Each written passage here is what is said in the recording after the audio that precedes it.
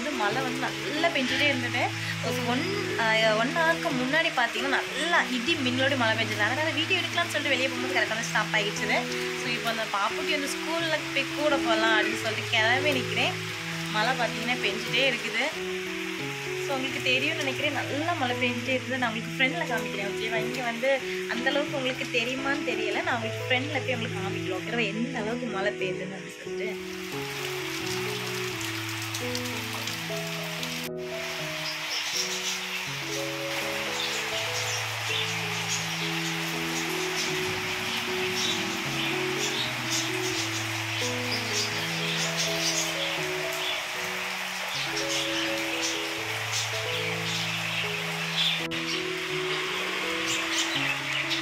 So 1:30 start ஆகிடுச்சு. அது வரைக்கும் சுத்தமாக மழை பெஞ்ச எந்த அறிகுறியும் இல்லை. அதேமாதிரி நேற்று முந்தினாத்து இதில் மாதிரிலாம் சுத்தமாக மழை பெய்யவே இல்லை. ஒரு 15 டேஸ்க்கு முன்னாடி தான் மழை பெஞ்சு. அதுக்கப்புறம் பார்த்தீங்கன்னா இன்றைக்கி தான் சூப்பராக மழை பெஞ்சிட்டே இருக்குது. பார்க்கவே அழகாக இருக்குது. செடியெல்லாம் கொஞ்சம் வாடின மாதிரி இருந்தது அப்படின்னு நினச்சி பார்த்தா நல்லா மழை பெஞ்சு நல்லா ஃப்ரெஷ் ஆகிடுச்சு. ஸோ 1 o'clock போல் மழை பெஞ்சுது. 1:30 அந்த டைமில் மழை பெஞ்சுது. அதுக்கப்புறம் வந்து ஸ்டாப் ஆகிடுச்சு. இப்போ வந்து பார்த்தீங்கன்னா செடியெல்லாம் நல்லா ஃப்ரெஷ்ஷாக இருக்குது. ஸோ யாரோட இடத்துலலாம் மழை பெய்யுது அதெல்லாம் ஷேர் பண்ணி பார்த்தீங்கன்னா அழகாக வந்து கிச்சு கிச்சு கிச்சு கிச்சு சவுண்டு போட்டே இருக்குது. இந்த மழை டைமில் அந்த லவ் பேர்ட் வந்து சவுண்ட் போடும்ல, அதோட ஃபீலே சூப்பராக இருக்கும். நல்லா இருக்கும். அது வீட்டில் சவுண்டு கேட்டுட்டு இருக்கிறதே நல்லாயிருக்கும். இது மழை நேரத்தில் இருந்து அது கூட கொஞ்சம் சவுண்ட் போடும். குளிர் நல்லா இடம் தெரில, அதோட சவுண்டு ரொம்ப நல்லாயிருக்கும். இந்த விளாகில் பார்த்தீங்கன்னா ஒரு முருங்கைக்காய் போட்டு தீயல் ரெடி பண்ணியிருந்தேன். ஸோ இது வரைக்கும் நான் அந்த மாதிரி ட்ரை பண்ணதே இல்லை. ஸோ மாமி பார்த்தீங்கன்னா நல்ல தீயல் வைப்பாங்க. ஸோ எனக்கு மாமி வீட்டில் போய் அவங்க சொல்ல தான் நான் எனக்கு தீயல் ரெடி பண்ணேன். அதுவுமே இந்த விளாகில் நான் அட்டாச் பண்ணுறேன். ஓகேவா? ஸோ பார்த்தீங்கன்னா ஃப்ரைடே. ஸோ அந்த ஈவினிங் மேலே வந்து பூஜை இதெல்லாமே நான் வந்து கிளிப்பிங் எடுக்கிறேன். நெக்ஸ்ட்டு சாமிக்கு வந்து சின்னதாக ஒரு நெய்வேத்தியம் இதெல்லாமே இந்த விளாகில் வரும். கண்டிப்பாக இந்த வீடியோ உங்களுக்கு பிடிக்கும். இன்ட்ரெஸ்டிங்காக இருக்குது. ஸ்கிப் பண்ணாமே பாருங்கள். ஸோ மழை பெஞ்சிட்டே இருக்குது. மழை ஸ்டாப் பண்ணதுக்கப்புறம் நம்மளை பாப்புட்டி வந்து கூப்பிட போக முடியும். பார்த்திங்கன்னா தூரல் வந்து ஸ்டாப் ஆகிடுச்சு. 1-2 தூரல் போட்டுட்ருக்குது. ஸோ மேலே பார்த்தாலும் உங்களுக்கு தெரியும் எந்த அளவுக்கு ஏறிட்டுருக்குன்னு. எப்படியும் நல்லா அன்றைக்கி மழை பெய்யும். ஸோ மழை டைமில் இந்த பால்கனிலேருந்து ரசிக்கிறது ரொம்ப நல்லாயிருக்கும். அப்படி பால்கனியில் உட்காந்து அப்படி டீ காஃபி ஏதாவது குடிச்சிட்டு அப்படி மழையே ரசிக்கிறது அது ஒரு தனி ஃபீல் தான். ஸோ பார்க்கவே அழகாக இருக்குது. ஸோ லவ் பேர்ட் பார்த்தீங்கன்னா கூட 2 பேர்ட் எக்ஸ்ட்ரா வந்திருக்கு. ஸோ உங்களுக்கு அதெல்லாம் வந்து அப்புறம் காமிக்க. ஓகேவா? லைட் ஆஷ் கலரில் ப்ளூ கலர் ஷேடு. நான் வீடியோ எடுக்கலாம் நம்ம சாதா பார்த்தா இருக்கும். மொபைல் ஏதாவது வீட்டுக்குள்ளே இருக்கும்போது பார்த்தீங்கன்னா அந்த நேரம் தான் அது வெளியே வந்து நிற்கும். நம்ம பார்க்கும்போது இது பாருங்கள் ஊஞ்சல் ஆடுது பாருங்க. அந்த கம்பியோடி அழகாக ஏறி மேலே போயிடுச்சு. ஸோ உங்களுக்கு இந்த மழைலாம் ஸ்டாப் பண்ணதுக்கப்புறம் காமிக்க. இப்போ பார்த்தீங்கன்னா வெளியே நிற்கிது கேமரா எடுக்கும்போது. சில டைம் வந்து கேமரா உள்ளே வச்சுட்டு நான் வந்து வெளியே நிற்கும்போது பார்த்தீங்கன்னா அந்த புதுசாக வந்துருக்குல பேர்டு அதெல்லாம் வெளியே வந்து நிற்கும். அப்புறம் பியூர் மஞ்சள் கலரில் ஒன்று போட்டிருக்கு. அது சூப்பராக இருக்குது. பார்க்கவே எல்லோ கலர் எனக்கு ரொம்ப பிடிக்கும். அதில் வர எல்லோ கலரில் ஏதாவது பார்த்தாலே எனக்கு நல்லா பிடிக்கும். அதில் வர இதில் ஃபுல்லாகவே மேலேருந்து கீழே வர எல்லாமே டாப் டு பாட்டம் வந்து ஃபுல்லாக வந்து மஞ்சள் கலரில். அதில் இந்த மூக்கு கிட்ட மட்டும் லைட் ஆஷ் கலரில் இருக்கும். அது சூப்பராக இருக்கும். அதை நான் உங்களுக்கு காமிக்கிறேன். ஓகேவா? செடி பார்த்தீங்கன்னா நல்லா படர்ந்து வெயில் எதுவுமே இருக்காது. நல்லா இனல தான் இருக்கும். அந்த இலை பார்த்தீங்கன்னா நல்லா உதிரும். ஸோ கீழே பாருங்கள் எந்த மாதிரி இருக்குன்னு. அதில் மழை டைமில் முண்டு முக்கு தூக்கிறதுக்கு தான் செம்ம கடுப்பாக இருக்கும். இந்த இலையெல்லாம் வராது. அப்படி ஒட்டி பிடிச்சிடும். அதில் வர இன்றைக்கி ஃப்ரைடேயா அது எப்படின்னு தெரியல. இதே மாதிரி மழை பெஞ்சிட்டு தூக்க முடியுமான்னு தெரியல. ஸோ கொஞ்சம் ஸ்டாப் ஆகிடுச்சுனா தூக்கம். ஹஸ்பண்ட்காக தான் வெயிட் பண்ணிட்டு இருக்கேன். அவங்க வரது கொஞ்சம் லேட் ஆகும். அந்த கேப்பில் பார்த்தீங்கன்னா முருங்கைக்காய் தீயல் எந்த மாதிரி ரெடி பண்ணலான்னு குயிக்காக பார்த்துட்டு வந்துங்க. ஸோ 3 முருங்கைக்காய் எடுத்திருந்தாங்க. 25 சின்ன வெங்காயம், 8லேருந்து 9 பல் பூண்டு. இதெல்லாமே வந்து தண்ணி ஊற்றி மஞ்சள் பொடி ஆட் பண்ணி வேக வச்சுட்டாங்க மூடி போட்டு. ஸோ இதுக்கு தேவையை பார்த்தீங்கன்னா அதிகமாக வந்து கருவேப்பிலை தேவைப்படும். ஸோ மாமியோட வீட்லேயே பார்த்தீங்கன்னா ஃப்ரெஷ்ஷான கறி லீஃப் ஒன்று நாங்கள் இப்போ இதை பறிச்சுட்டு வந்துட்டோம் தோப்பில் போய். தேங்காய் பார்த்தீங்கன்னா ஒரு 2லேருந்து 3 கைப்பிடி எடுத்துக்கோங்க உங்களுக்கு தேவையான அளவுக்கு.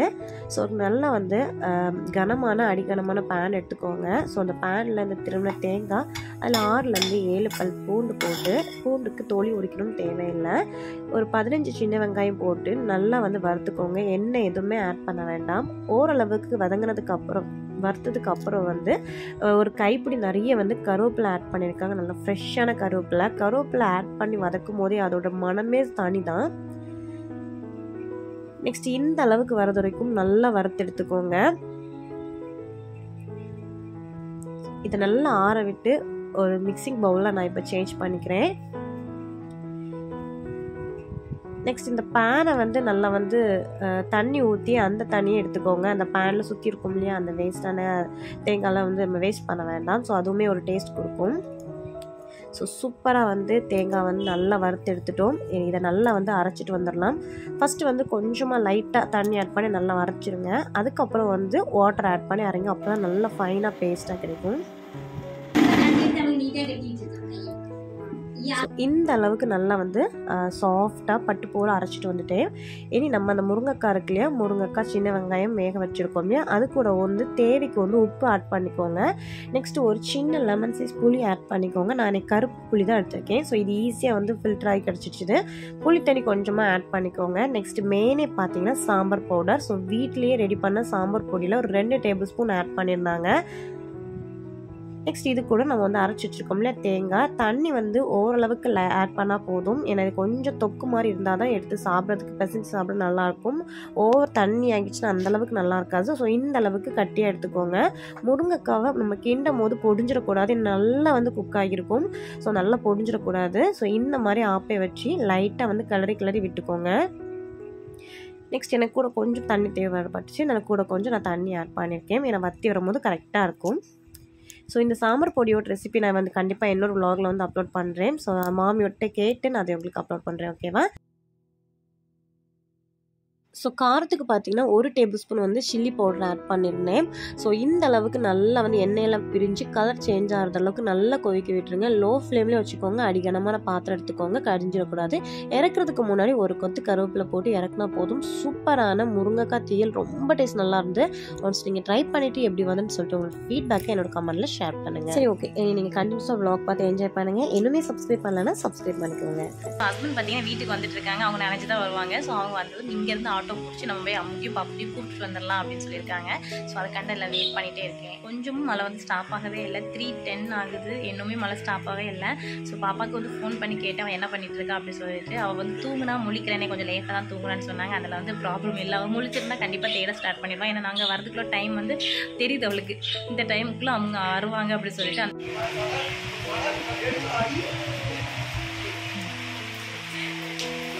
கொடை என்ன அழகா இருக்கு.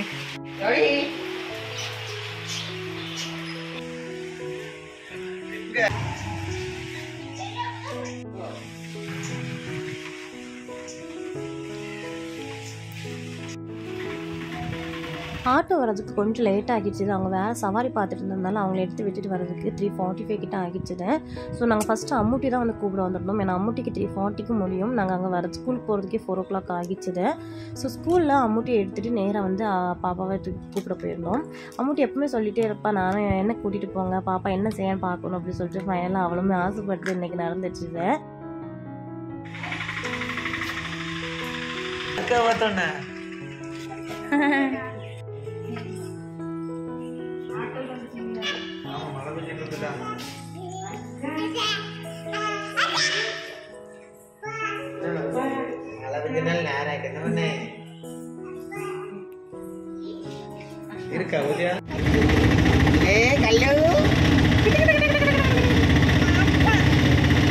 அது பாப்பா இல்ல நீதம்ல நீதான் அக்கா அக்கா. ஸோ அப்புக்கு பார்த்தீங்கன்னா பாப்பானா ரொம்ப பிடிக்கும். ஸோ சைடில் பார்த்தீங்கன்னா ஆட்டோவில் ஓட்டினால அதுவுமே பாப்பான்னு சொல்லிகிட்டே இருந்தான். அது மட்டும் இல்லை கேமராவில் அவளோட ஃபேஸ் அவளே பார்த்துட்டு பாப்பா பாப்பான்னு சொல்லிகிட்டே இருப்பாள். நிறைய மாட்டி சொல்லி கொடுத்தாச்சு நீதான் மக்களே அப்படின்னு சொல்லிட்டு இருந்துமே அவள் பாப்பா அப்படி சொல்லுவாள். அந்த பாப்பான்னு சொல்லும் போது அவளோட லிப் மூமெண்ட் சூப்பராக இருக்கும். ஸோ ஆட்டோவில் வந்து இதான் ஃபஸ்ட் டைம் வந்து நினைக்கிறேன் பாப்பா வந்து அம்முட்டியுமே வந்து ஆட்டோவில் கூட்டிகிட்டு போங்கன்னு அதிகமாக சொல்லுவாள். ஸ்கூலுக்கு போகும்போது நான் ஆட்டோவில் விடுங்கன்னு சொல்லுவேன். நாங்கள் தான் விட மாட்டோம். நான் பக்கத்தில் தானே இருக்கு, நாங்களே கொண்டு விட்டு கூட்டிகிட்டு வரோம் அப்படின்னு சொல்லிட்டு. ஸோ அதில் அம்முட்டிக்குமே எப்போவுமே ஆட்டோவில் வரதுக்கு ரொம்ப பிடிக்கும். பாப்பாவுக்கும் ரொம்ப பிடிக்கும். எனக்கு வந்து இன்றைக்கி ஏன்னே தெரில ஆட்டோ ரொம்ப ஷேக் ஆகிடுச்சா, எனக்கு வந்து தலைவலியே வந்துடுச்சுது. ஸோ வீட்டுக்கு வந்ததுமே வந்து க்ளீனிங் ஒர்க் ஸ்டார்ட் பண்ணிட்டேன். பெருக்கிறது எல்லாமே. ஏன்னா நம்ம ஈவினிங் வந்து பூஜை வைக்கணும். மார்னிங்கே வந்து நான் தலைக்கு குளிச்சுட்டேன். அதில் இன்றைக்கி மார்னிங் ஈவினிங் வந்து குளிக்கலை. எனக்கு நல்லா வந்து மழையும் பெஞ்சிருந்தேன். கிளைமேட்டும் மாறி மாறி வந்துட்டனால கோல்டு ஏதாவது வந்துடும் அப்படின்னு சொல்லிட்டு கை கால் தான் அலம்பிக்கிட்டேன். ஸோ ஃபேஸ்க்கு வந்து இந்த ஃபேஸ் பேக் வந்து நான் போட்டுகிட்டே இருக்கேன் ரெகுலராக. இது வந்து ஒன்றுமே இல்லை, சிலிக்கான் மோல்டில் நான் வந்து ஃபில் பண்ணி எடுத்து வச்சுருக்கேன். Curd, potato juice, tomato juice, கொஞ்சமாக வந்து லெமன் வந்து உங்களுக்கு ஒத்துக்கலைன்னா அதை நீங்கள் ஸ்கிப் பண்ணிடுங்க. ஸோ நல்லா வந்து ஃபேஸ்க்கு வந்து நல்லா ஒர்க் அவுட் ஆகுது. குளிக்கிறதுக்கு இல்லைன்னா ஃபேஸ் வாஷ் பண்ணதுக்கு ஒரு 10 நிமிஷத்துக்கு முன்னாடி ஃபேஸில் நல்லா அப்ளை பண்ணிவிட்டு ஃபேஸ் வாஷ் பண்ணிடுவேன். ஃபேஸ் நல்லா ஃப்ரெஷ்ஷாக இருக்கும். இன்னைக்கு வந்து சாமிக்கு வந்து சின்னதாக ஒரு நெய்வேத்தியம் பண்ணுறது தான். ஸோ இன்னைக்கு வந்து நானே ரெடி பண்ண கோதுமை அல்வா தான். கோதுமை மாவு வந்து 1 கப் எடுத்துக்கிட்டேன். அதை ஒரு கடாயில் போட்டு நல்லா வந்து வறுத்து எடுத்துக்கிட்டேன். லோ ஃப்ளேமில் மனம் வரதளவுக்கு. சைடில் பார்த்தீங்கன்னா பாகு ரெடி பண்ணேன். அன்றைக்கி சர்க்கரை இல்லை, ஸோ நாட்டு சர்க்கரை வச்சு தான் பாகு ரெடி பண்ணினேன். அது கூட 4 ஏலக்காய் வந்து தட்டி போட்டுக்கிட்டேன். சுக்கு இருந்தால் நல்லாயிருக்கும், சுக்கு அன்னைக்கு இல்லை. என்னடா கோதுமையோட ஸ்மெல் போனதுமே வந்து நம்ம வந்து பாகு ரெடி பண்ணிடணுமோ அதை ஃபில்டர் பண்ணி ஆட் பண்ணிக்கலாம். ஃபஸ்ட்டு வந்து ஆட் பண்ணும்போது கொஞ்சம் திட்டாக தான் இருக்கும். கொஞ்சம் நெக்ஸ்ட் வந்து இதை நல்லா ஆற விட்டு நல்லா மிக்ஸி பவுலில் போட்டு நல்லா சாஃப்டாக வந்து ஃபைனாக அரைச்சி எடுத்துகிட்டு வந்துடலாம். நெக்ஸ்ட் வந்து இன்னொரு பேன் எடுத்துக்கோங்க. பேன் ஹீட் ஆகணும். 2 டேபிள் ஸ்பூன் கீ ஆட் பண்ணி கேஷ்நட் வந்து கிஸ்மிஸ் ஆட் பண்ணிக்கோங்க. எங்கிட்ட அன்றைக்கி இல்லை, நான் அன்றைக்கி வந்து பாதாம் தான் வந்து தட்டி ஆட் பண்ணியிருந்தேன். நெக்ஸ்ட் பாதாமை எடுத்துகிட்டு அது கூட நம்ம வந்து கிரைண்ட் பண்ணி வச்சுருக்கோம் இல்லையா கோதுமை பேஸ்ட், அதையும் ஆட் பண்ணிக்கலாம்.